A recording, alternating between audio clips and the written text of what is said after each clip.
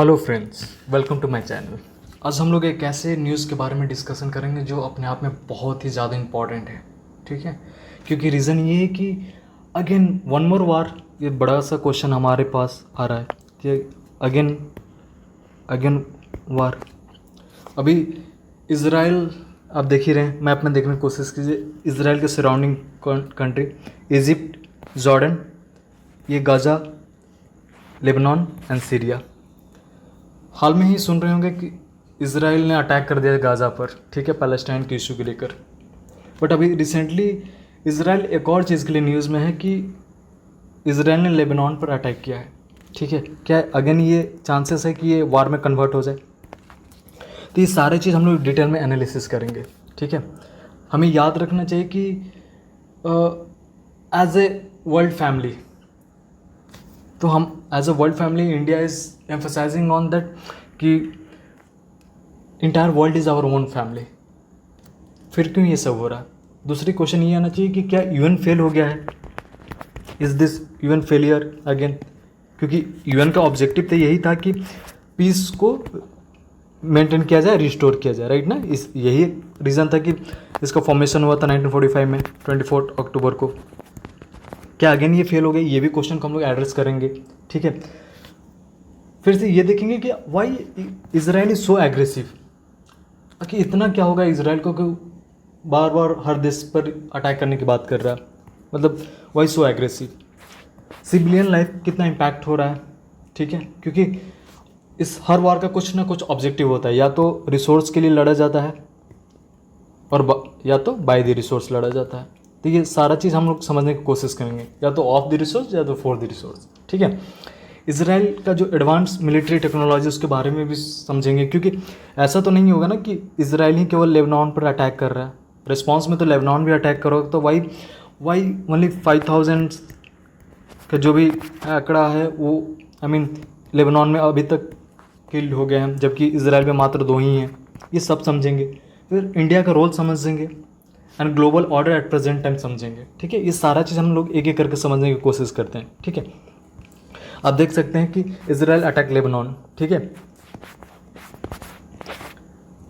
569 लोग किल हो गए, ये भी न्यूज़ है। ठीक है, आप देख सकते हैं। तो एक एक करके हम लोग समझने की कोशिश करें और एड्रेस करने की कोशिश करते हैं। ठीक है, why Israel is so aggressive? Question कीजिए अपने आप से।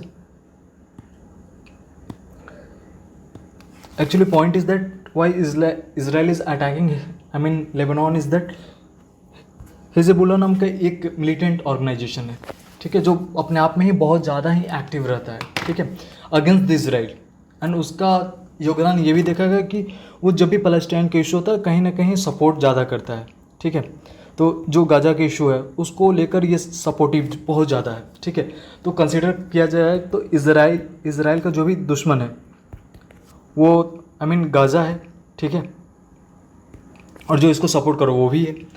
ठीक है, और ऊपर से बहुत सारे मेनी अ टाइम जो भी अटैक हो रहा है तो उसमें हिजबुल्लाह का बहुत ज़्यादा ही एक प्रोमिनेंट इनका रिस्पॉन्सिबिलिटी माना जाता है, और मेनी अ टाइम वो आगे आकर भी एक्सेप्ट करते हैं कि ये हम लोगों ने करा है।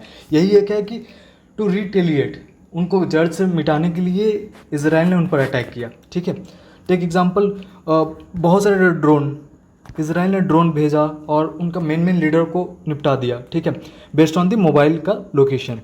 ठीक है, वही एक रीज़न था कि जैसे लेबनान को मालूम होता है, हिजबुल्लाह ग्रुप को मालूम होता है, तो वो लोग ना मोबाइल को रिप्लेस कर देते हैं पेजर से। और अभी रिसेंटली देखा जाए तो इसराइल का इसमें योगदान माना जा रहा है कि जो पेजर अटैक हुआ उसमें। ठीक है, तो ये सारा चीज़ एक रीज़न है कि वाई एग्रेसिव ये होते जा रहा है। ठीक है, अब दूसरा हम लोग क्वेश्चन पे जाते हैं कि क्या सिविलियन का लाइफ क्या हो रहा है? ऐसा तो नहीं है ना कि लेबनान में केवल हिजबुल्लाह ही है। हिजबुल्लाह के अलावा बहुत सारे सिविलियन हैं, उनका लाइफ तो बर्बाद हो रहा है। तो जो इजराइल का जो प्रेसिडेंट है वो बार बार रिक्वेस्ट कर रहे हैं सिविलियन को कि कम आउट, मतलब घर से निकलो। बस पॉइंट ये है कि घर से निकल के वो जाएंगे कहाँ? क्योंकि ये जो भी हिजबुल्लाह है, ऐसा तो नहीं है ना कि एक पर्टिकुलर लोकेशन में है।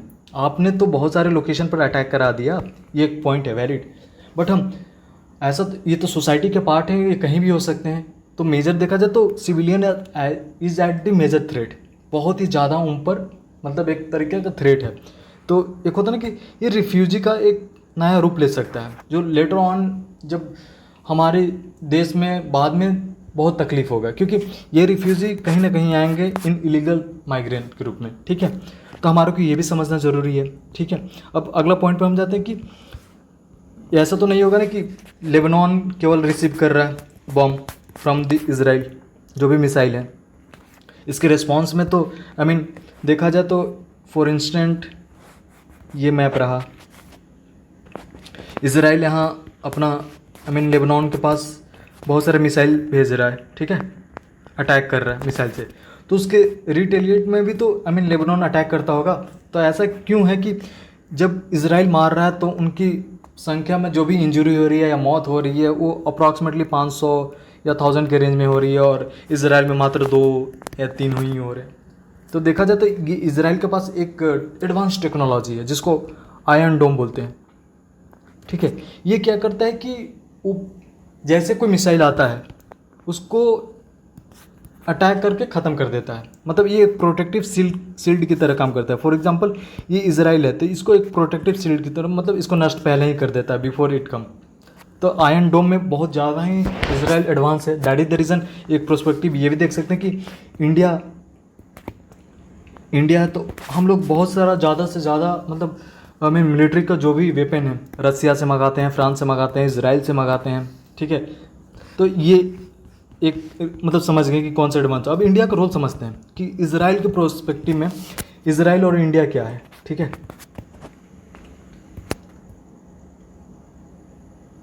तो इसको हम लोग वेरियस पॉइंट से समझ सकते हैं कि इंडिया का और इज़राइल का कोऑपरेशन बहुत सारे पैरामीटर पर हैं।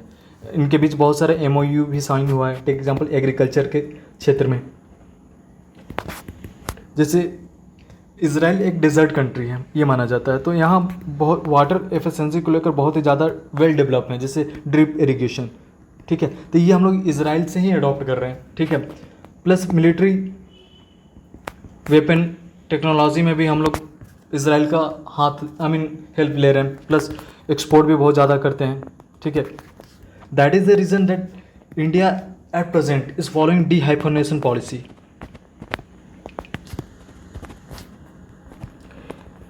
जो पहले इज़राइल और पैलेस्टाइन में युद्ध होता था तो there was a paradigm shift in this policy.